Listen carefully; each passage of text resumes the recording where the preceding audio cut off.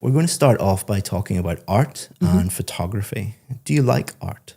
That's interesting. Depends on what. I like cinema, for instance, movies, music, but I don't know too much about paintings or modern art. I'm not too familiar with, so it depends on what kind of art. Do you like to take photographs? Yes, I wouldn't say the photographs are good, but I do enjoy taking pictures, yeah. Do you prefer to take photos of yourself or other things? Of other things. It's kind of hard to take pictures of yourself unless it's a selfie, and that's limited. So pictures of other things, mostly. Now let's talk about animals. Do you like animals? I love animals. Land animals, friendly, so to speak, animals, not insects and not anything from the ocean. What is your favorite animal? Probably a dog. Dogs, for obvious reasons, you can keep them as pets. In terms of like non-domesticated animals, probably jaguars. Do you have any animals in your home as pets? Yes, I have 2 dogs. They're both from the shelter, the animal shelter. They're rescues. Yeah, I've always had pets. Our family really likes keeping animals around. Now let's talk about bags. What type of bags do you like?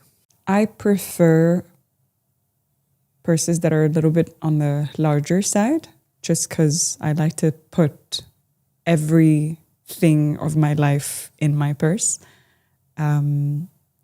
So it ends up weighing maybe 20 kilos. Yeah, larger bags, probably structured, larger bags. How often do you carry a bag when you go out? Every day.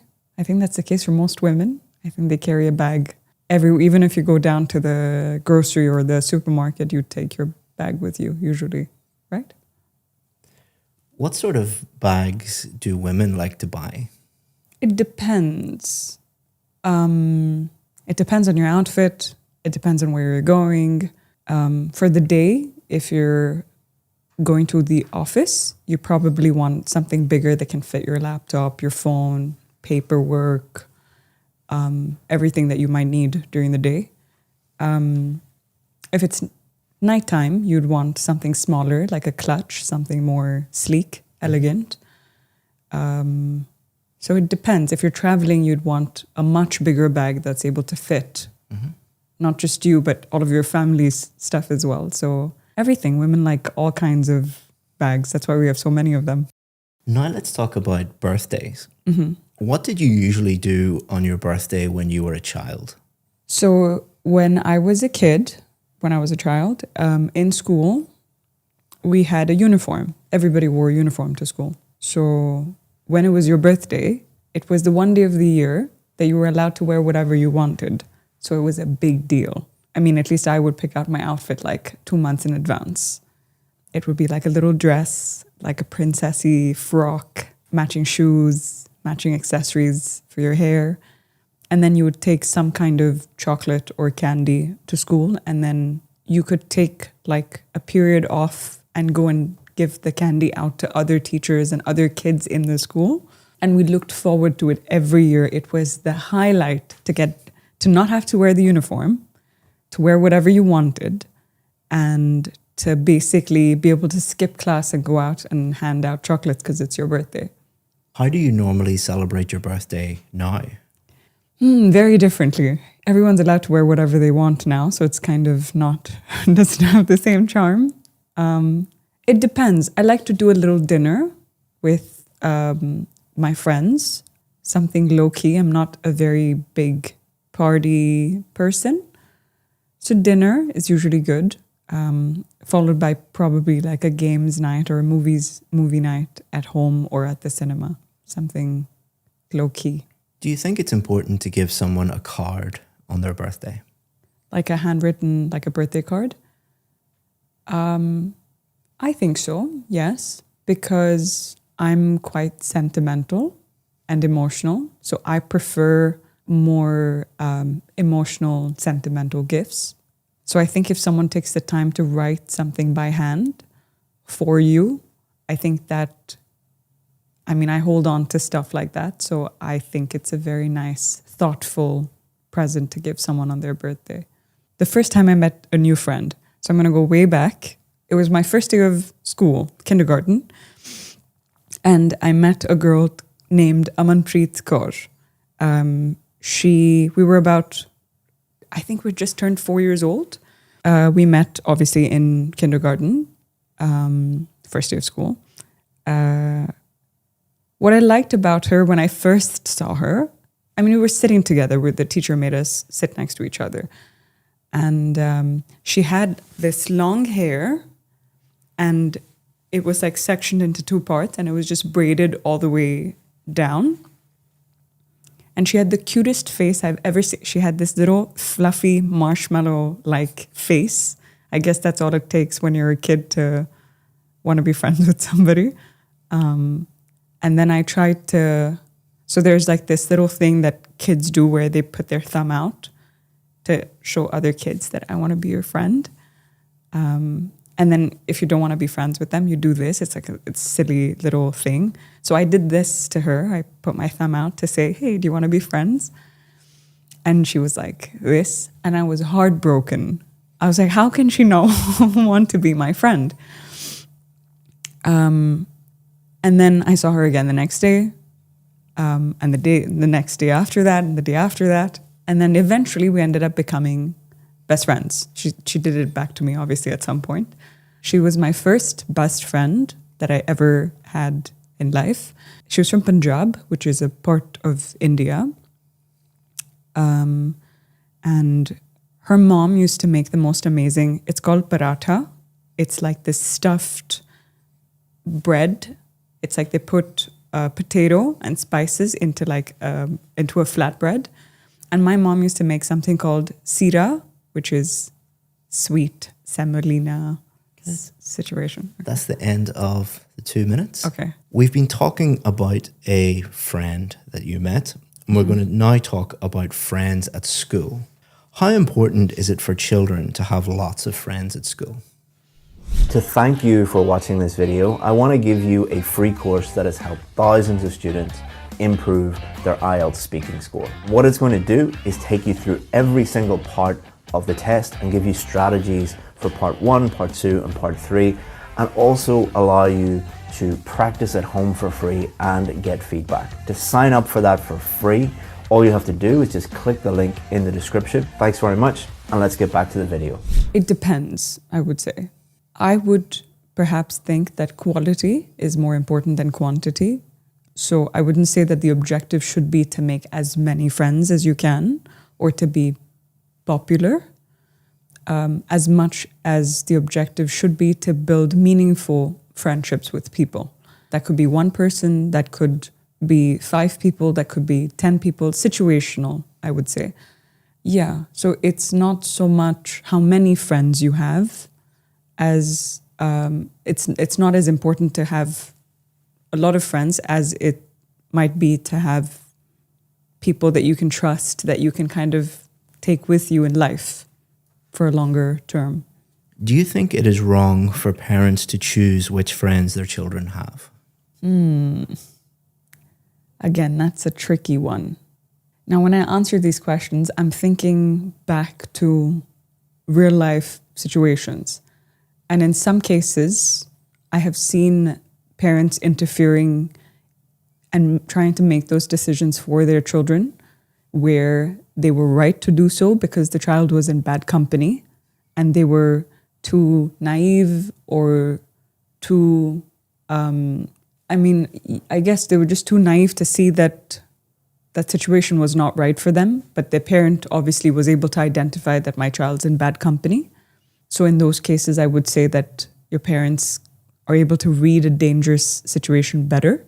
But there's also the flip side where everybody kind of does make bad decisions. Your parents made bad decisions, you made bad decisions. And the way that you learn from them is to have a negative experience and then find your way out of it.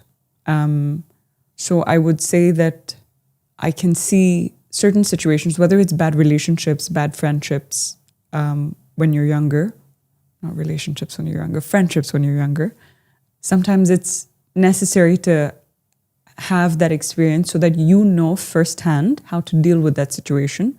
And you may not be able to get that experience if your parents always shield you from every single thing that can go wrong.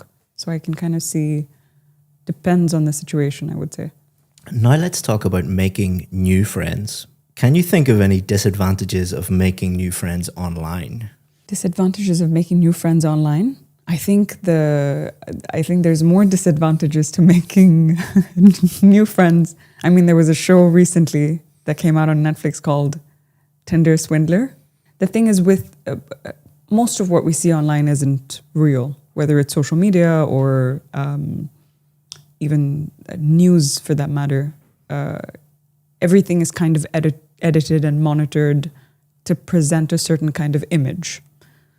So if you meet somebody online and you know nothing about them, they can really present any version of reality or a completely curated, sometimes dishonest form of their reality to you.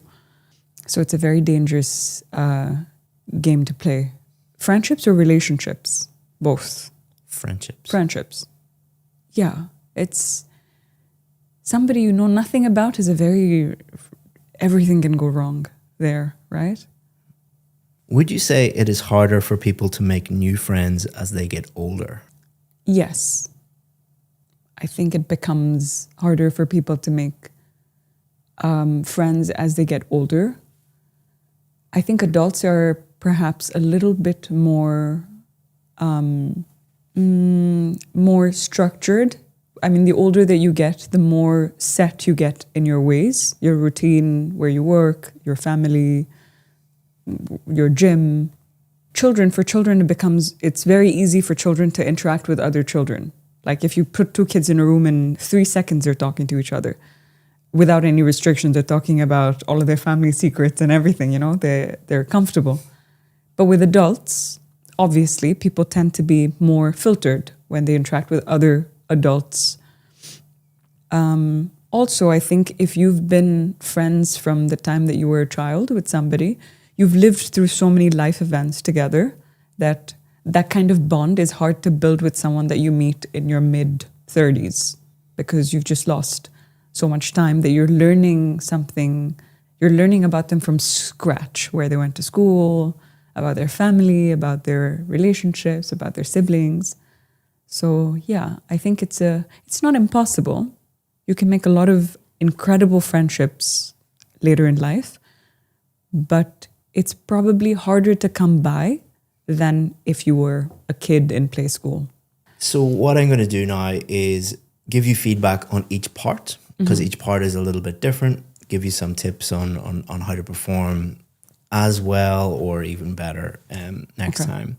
And then there are 4 marking criteria: fluency and coherence, grammar, pronunciation and vocabulary. And I will give you a band for each of those and tell you what band. The top is band 9. So let's see if you can get right at the top. To thank you for making it this far in the video, I want to give you 10% off our VIP course. The IELTS VIP course is the most successful IELTS course in the world. That is a fact because we have more band 7, 8 and 9 success stories than any other IELTS course in the entire world. We do that by simplifying the whole IELTS process, supporting you with some of the best IELTS teachers in the world and being with you every step of the way until you get the score that you need. All you have to do is just look down in the description, just click that and you can sign up. If you have any questions about the VIP course, always feel free to get in touch with us. We answer 100% of the questions that we get. Hope that you become a VIP. If not, enjoy the rest of this free video. So part 1 is just normal everyday questions, and you answered those very, very naturally. Again, it was like talking to a friend or a colleague, and the length of your answers was also quite good. This is not a criticism, it's just kind of who you are as a person. You're a very friendly, chatty person who wants the other person to interact. Yeah. So you're often like, girls like buying bags, right? That is fine in normal conversation. If you were to do the test for real, the examiner could be quite stone-faced because they're doing their job.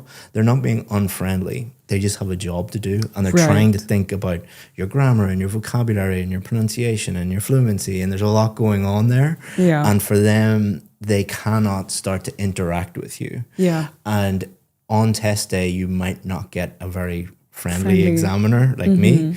I don't know whether I was friendly or Yeah, not. you were, yeah. But they might be like, Giving don't you do nothing. that. Or some of them could, be having a bad day and they just like, don't ask questions. Now, I have experienced with not myself, but other students have said when they did that, they thought the examiner was criticizing them or being rude. They took that to heart and Yeah. thought, oh my God, I failed my test. And they went from doing very, very well to everything fell apart. Because if you feel nervous, Yeah. you feel uncomfortable with someone, then it really affects your fluency. You can clam up. You don't want to really show your language and who you are. You don't want to, because one of the great advantages or great strengths that you have is you're very open about who you are as a person. And that's great because it allows you to speak in a very fluent way. If you go and do the test for real, probably don't interact with the examiner as much. Part 2, you did a great job because you just picked a real event, a real person from your life. And it's much easier to talk about that. Some students try to pick something high level or impressive to impress the examiner. There's no such thing. The best thing to do is pick something from your real life because that's easy to talk about. Part 3, you did very, very well because you really extended your answers. Again, you used real situations from your own life. You don't have to do that, but it really did help you develop your answers. In terms of the scores, pronunciation is pretty much perfect. The examiner will be thinking about, can I understand every word this person is saying? 100%. I can understand every syllable. Then the examiner will be thinking about high-level pronunciation features, such as your intonation. So our voices go up, our voices go down. You speak like a native English speaker in that respect. Sentence stress is when we emphasize certain words. This is my phone, not your phone. So you emphasize certain words at times. Again, you do that 100% naturally. And then you use connected speech. The way native English speakers talk, we wouldn't say, I want to talk about my friend. You'd say, I want to talk about my friend. The flow of the language. So absolutely perfect. No problems there. Coherence and fluency. Coherence is, did you answer the questions? Did you develop them enough? You did that 100% of the time. And then fluency is, did you speak without any unnatural pausing? You did pause at times, but the reason why you paused is important. So in the last, I think it was the second last question, you were talking about adults and you were saying their lives are more structured. So you weren't trying to think of the correct vocabulary because your English isn't good enough.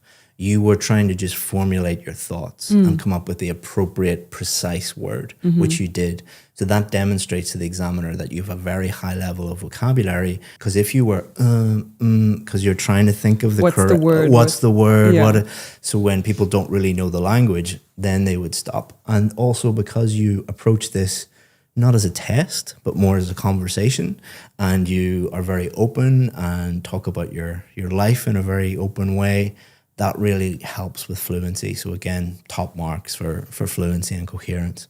Grammar, I didn't hear a single grammar mistake. The examiner will be thinking about the accuracy of your grammar. Did you make any mistakes? And the range of your grammar. So if I talk to you about a birthday party in the past, did you use the appropriate past tenses? And then I asked you about, well, what do you do today? Did you switch tenses? Did you use the appropriate grammatical structures and tenses to talk about each situation?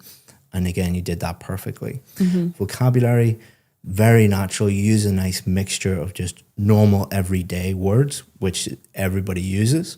And you also use idiomatic language very, very well. So as you can see, you're using very natural English. And overall, you would get a perfect band 9. Oh, wow. Which is very rare. Oh, wow. Very, very rare. Okay. So, well done. Thank you.